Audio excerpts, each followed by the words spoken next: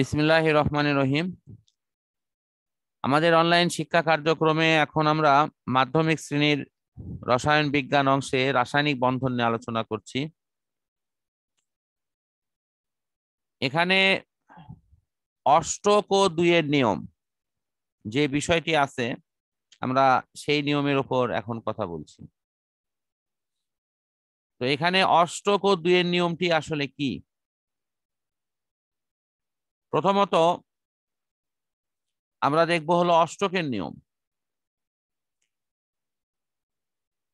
প্রত্যেকটা মৌল ইলেকট্রন গ্রহণ, বর্জন অথবা শেয়ার করে তারা সর্বশেষ শক্তি স্তরে 8টি করে ইলেকট্রন অর্জনের চেষ্টা করবে।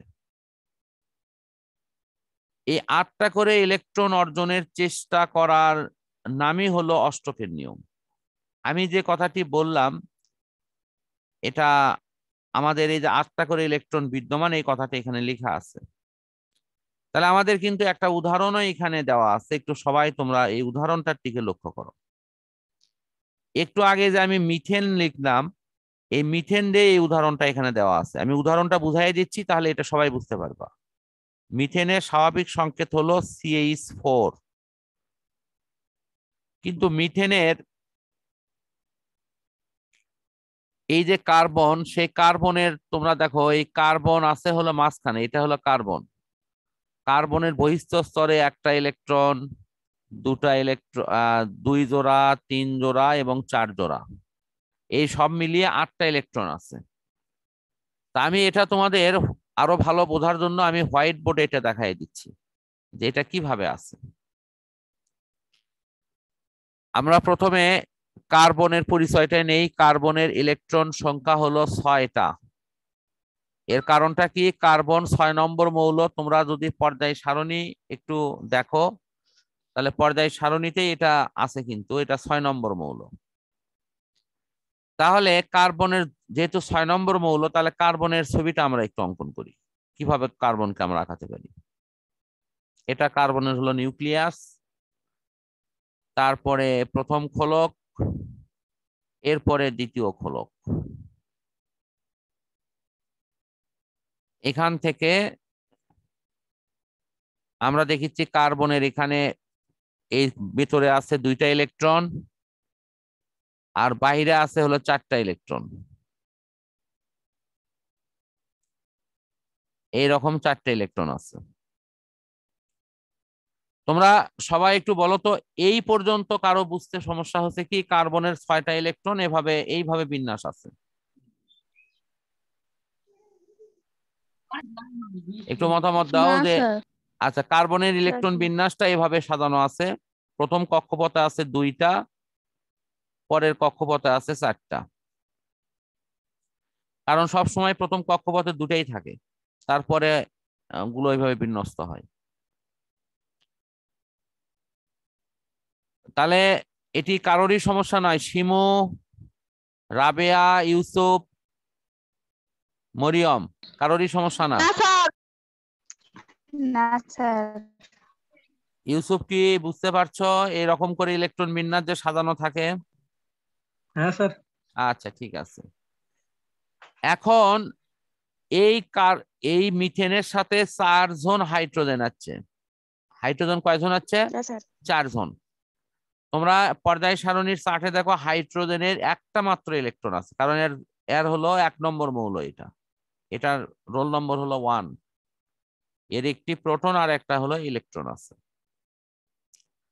তাহলে হাইড্রোজেনের গঠনটা কি রকম? আমি হাইড্রোজেনের গঠনটা একটু আলাদা করে এখানে এঁকে দিচ্ছি।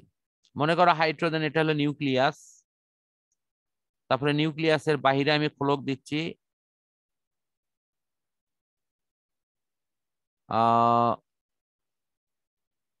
ধরো এটা প্রথম খোলক, আর খোলক একটাই হবে।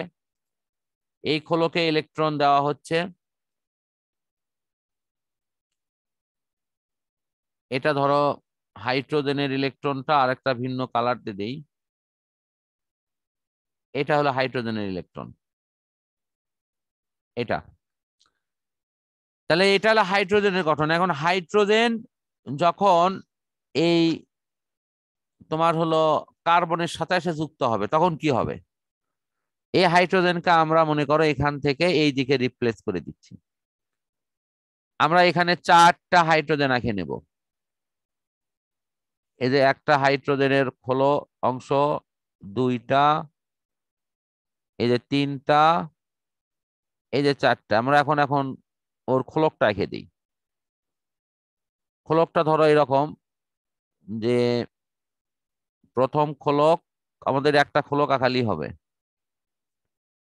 তবে আর একটা এখানে একটা খোলক, এখানে একটা খোলক, 4টা খোলক আঁকানো হয়েছে। আমরা এখন 4টা ইলেকট্রন দিয়ে দিই, তাহলে আমাদের মূল কাজটা হয়ে যাবে। এখন দেখো হাইড্রোজেনের ইলেকট্রন, এই তো হাইড্রোজেনের ইলেকট্রন, হাইড্রোজেনের ইলেকট্রন, হাইড্রোজেনের ইলেকট্রন, এই যে হাইড্রোজেনের ইলেকট্রন। এখন মূল বিষয়টা কি দাঁড়ালো?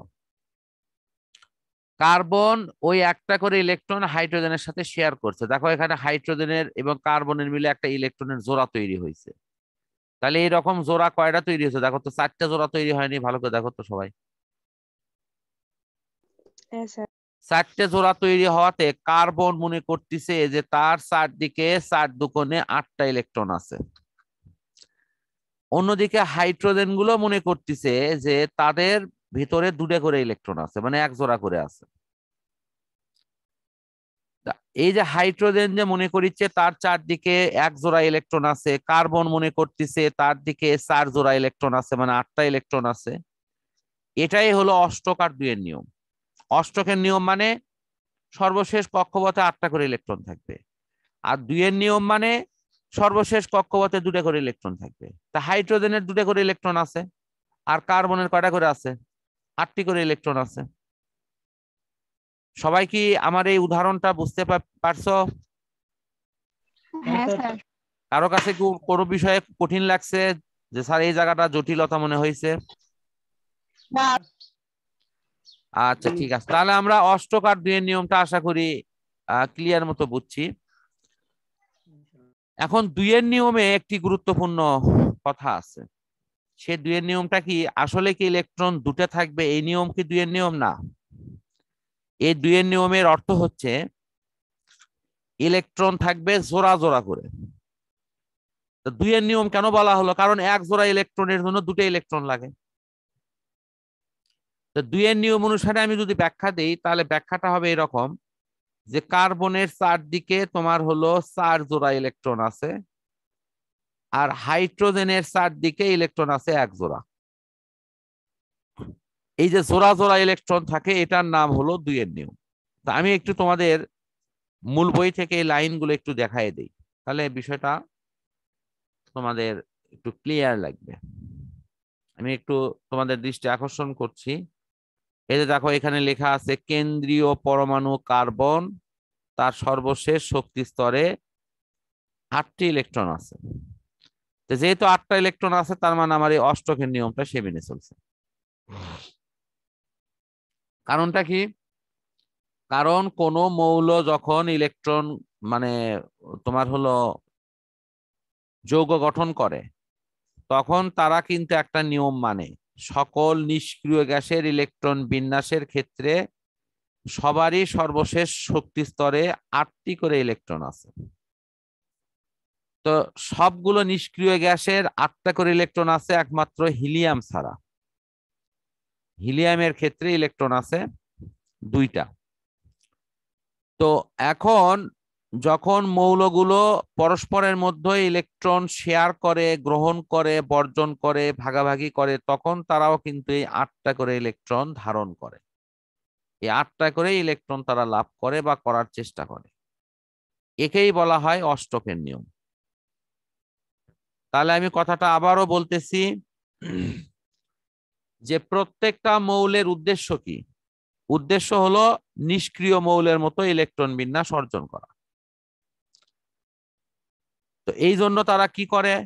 এই জন্য তারা 3টে কাজ করে। সে 3টে কাজ কি কি আবার তোমাদের দৃষ্টি আকর্ষণ করছি, সেই 3টে কাজের দিকে তোমরা একটু নজর দাও। সেটা হলো, হয় তারা ইলেকট্রন গ্রহণ করবে, দেখো একটা নাম লেখা আছে গ্রহণ। না হলে তারা ত্যাগ করবে, মানে কি বর্জন করবে। আর তা না হলে তারা ইলেকট্রন শেয়ার করবে। শেয়ারের বাংলা হলো ভাগাভাগি করা, তারা ভাগাভাগি করবে। এই তিনটা ঘটনা করে তারা কয়টা ইলেকট্রন অর্জন করবে? 8টা ইলেকট্রন অর্জন করবে। এই যে 8টা ইলেকট্রন অর্জন করে তারা নিষ্ক্রিয় গ্যাসের মতো ইলেকট্রন বিন্যাস লাভ করলো, এটাকেই বলা হচ্ছে অষ্টকের নিয়ম। এখন তোমাদের মনে হতে পারে, স্যার ওরা নিষ্ক্রিয় গ্যাসের মতো কেন হতে চাচ্ছে? দেখো, নিষ্ক্রিয় গ্যাসগুলো এরকম একটা শান্তিতে আছে যে তারা কোনো অভাব ফিল করে না, কোনো প্রয়োজনে তারা অন্য কোনো মৌলের কাছে যায় না, কারো থেকে ইলেকট্রন নেয় না, কাউকে কাছে ডাকে না, এরা অভাব মুক্ত। তা আমাদের এইরকম মনে হতে পারে যে এই মৌলগুলো নিশ্চয়ই এরকম শান্তিতে আছে। তো এখানে আমি একটু বাস্তব লাইফের সাথে একটু মিলাই। আচ্ছা, পৃথিবীতে আমাদের এমন কোন ব্যক্তিকে তুমি খুঁজে পাবা, সে কোটিপতিকে, সে যদি হাজার হাজার কোটি টাকারও মালিক হয়, তার জীবনে অভাব নাই, এই কথা কি কেউ বলতে পারবে? বলো তো সময়। না। সবারই কিন্তু কোনো না কোনো অভাব আছে তার। এই যে দেখো, আমরা নিশ্চয়ই এই ঘটনাটি পরিপূর্ণ উল্লেখ করতে চাচ্ছি না। আমাদের দেশে একটি দুঃখজনক ঘটনা ঘটে গেল যে একজন কোটিপতি তার জীবনে শান্তি পেল না, সে না পেয়ে সে নিজেই নিজের জীবনকে শেষ করে দিল। তাহলে সবার কিন্তু উদ্দেশ্য একটি, যে তার মনে যেন শান্তি থাকে। আমরা যত কিছুই করি, আমরা সবাই শান্তি চাই। কিন্তু আল্লাহ তাআলা বলেছেন যে পৃথিবীতে তোমার এই ধরনের শান্তি হবে না। এই শান্তিটা কি? স্থিতিশীলতা, অর্থাৎ আমার অভাব নেই, এই কথাটা কেউ বলতে পারবে না। তাহলে এটি কোথায় হবে? এটি হবে বেহেশতে গিয়ে। আল্লাহ তাআলা আমাদের, আমরা সবাই সবার জন্য দোয়া করি যে আল্লাহ তাআলা আমাদের বেহেশতে নসিব করুক। যে বেহেশতে গেলে মানুষের কি সুখের অনুভূতি হবে? প্রথম অনুভূতি হবে যে কারো কোনো অভাব থাকবে না, কেউ কোনো অভাবের মধ্যে পড়বে না। মানুষ মনে মনে যা চাবে, চোখ মেলালি দেখবে সামনে সেটা হাজির। এই রকম যদি শান্তিময় অবস্থা কোনো মানুষের হয়, তাহলে সেটাকেই কিন্তু আমরা প্রকৃত শান্তি, প্রকৃত সুখ বলতে পারি। তোমরা আমার সাথে একমত তো এই কথাতে? যে আমার কোনো অভাব নেই, আমি চোখ মেলালি আমি যা খুশি তাই চাচ্ছি তাই পাচ্ছি। যদি এই রকম অবস্থা যদি কখনো আল্লাহ তাআলা আমাদের করে, তাহলে এটাই কি প্রকৃত শান্তি না, প্রকৃত সুখ না?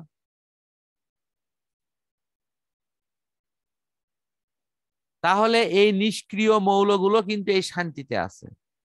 এই শান্তিটা কি? যে তারা কোনো প্রয়োজনে অন্য মৌলের কাছে যায় না, অন্য মৌলকেও তার কাছে ডাকে না, তারা ওই রকম বেহেশতের সুখে আছে। এখন আমার অন্য অন্য মৌলগুলো চিন্তা করে যে আমরা যদি ওই রকম নিষ্ক্রিয় মৌলের মতো শান্তি থাকতে পারতাম, তাহলে শান্তি থাকতে চায় তারা কি করতেছে? তারা সর্বশেষ কক্ষপথে এই 8টি করে ইলেকট্রন তারা অর্জন করতেছে। আর এই নিয়মটাই হলো অষ্টকের নিয়ম। এখন কি সবার কাছে এটি ক্লিয়ার? হ্যাঁ স্যার। এর দেখো, সবগুলো ক্ষেত্রে কিন্তু এই কথাটা লেখা আছে যে সর্বশেষ শক্তি স্তরে ইলেকট্রন ধারণ করে তারা 8টি ইলেকট্রন ধারণ করে নিষ্ক্রিয় গ্যাসের মতো ইলেকট্রন বিন্যাস অর্জন করে তারা যৌগ গঠন করবে।